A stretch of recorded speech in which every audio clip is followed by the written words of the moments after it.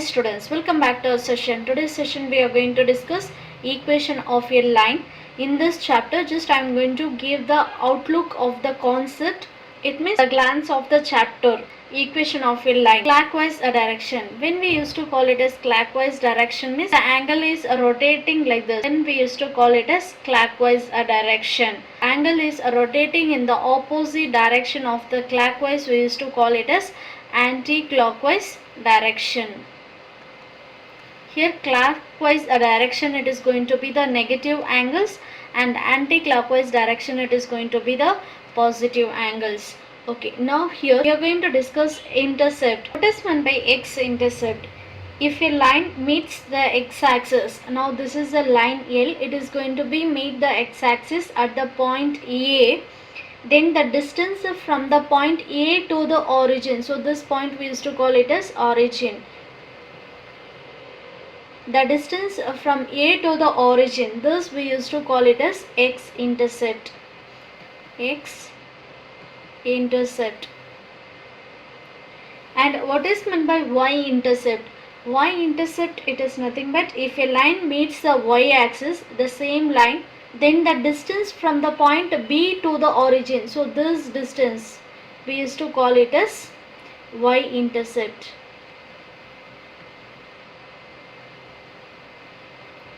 Y-intercept.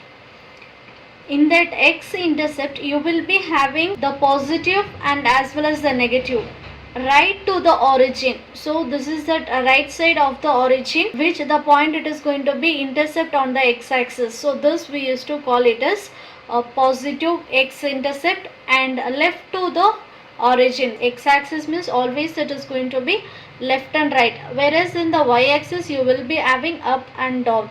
So when you have a positive means it is going to be right side of the origin, when it is a negative means it is going to be left side of the origin. Okay, now here the same concept, y-intercept. Y-intercept means we have to take the y-axis, it is going to be intercept the x-axis above and below. So here above the origin means it is going to be positive values. For example, here if you see, this is a positive direction above the x-axis, the second one, and the next below the origin. So below the origin means you can take it as the third one and even the fourth one.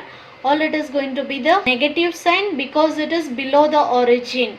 So x-intercept means you have to take the x-axis left side and right side. Right side of the origin means it is positive, left side of the origin means it is going to be negative. In the y-axis above the origin it is going to be positive and below the origin negative. Next one, the angle that a straight line makes with the positive direction of the x-axis, we used to call it as anti-clockwise direction. Just now we have discussed anti-clockwise direction means that particular line it is going to be intercept the x-axis with the positive direction. So this positive direction means you have to remember always it is going to be acute angle.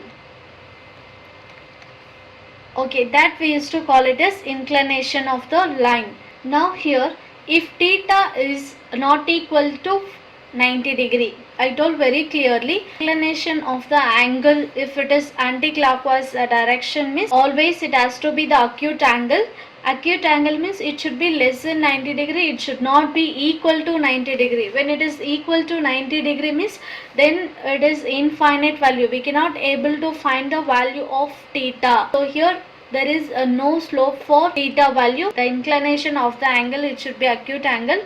Then the tan theta we used to call it as slope or gradient of a line. Now here if a line meets the x-axis and y-axis at the point A and B, so this is the point A and this it is the point B. A it is going to be intercept the x-axis and B it is y-axis. The distance from A to 0 we used to call it as x-intercept.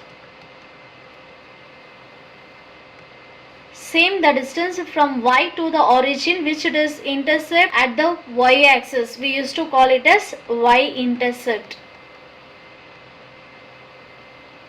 X-intercept it is nothing but OA and y-intercept it is OB from B to the origin point O. Okay, y-intercept usually it is denoted by C. C it is nothing but the constant term. Here the linear equation, it is going to be form a line. Okay, if you consider this line as y is equal to mx plus c, here the c we used to call it as the y-intercept point. Here distant term it is 5. So here c is equal to 5. C it is nothing but y-intercepting point. The lines OA and OB taken together in order, then we used to call it as intercept made by the line on the axis. So when A it is going to be intercept on the x-axis, means from OA we used to call it as x-intercept. The line which intercept y-axis at the point B, from B to the origin, we used to call it as y-intercept. Okay, the next one, when they have given the slope m of a line non-vertical means should not be vertical.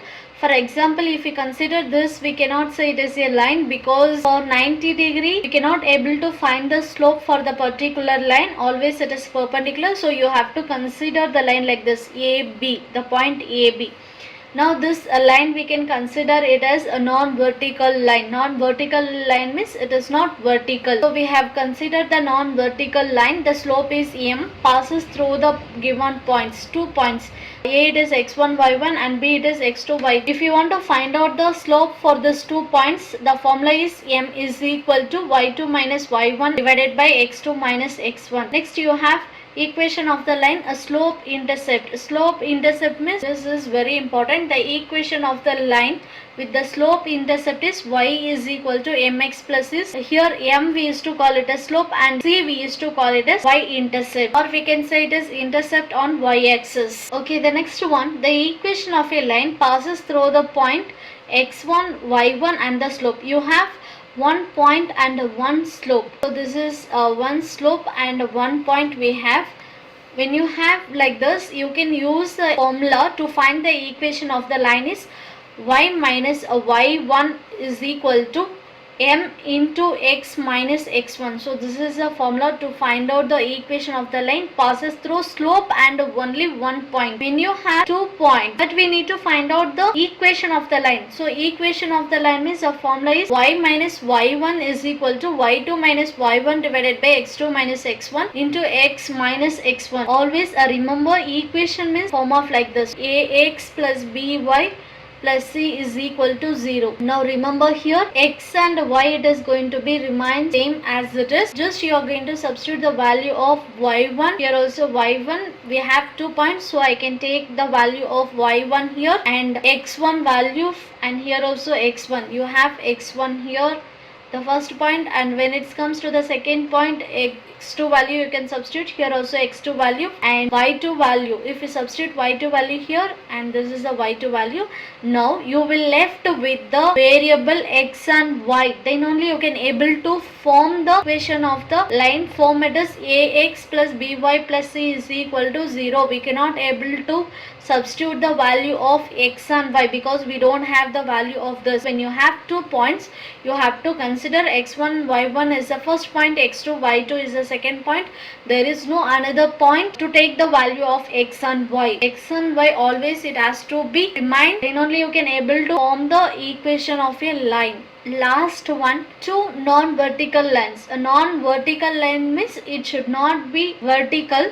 2 non-vertical lines with slope m1 and m2 are, for example, if you consider here, this is the first line L and this is the second line M. Both it is parallel to each other. When the lines are parallel to each other, then their slope, the slope of the first line, it is going to be equal to the slope of the second line. Both the slopes are equal. If 2 lines are perpendicular to each other, perpendicular means which it is going to be makes the angle 90 degree.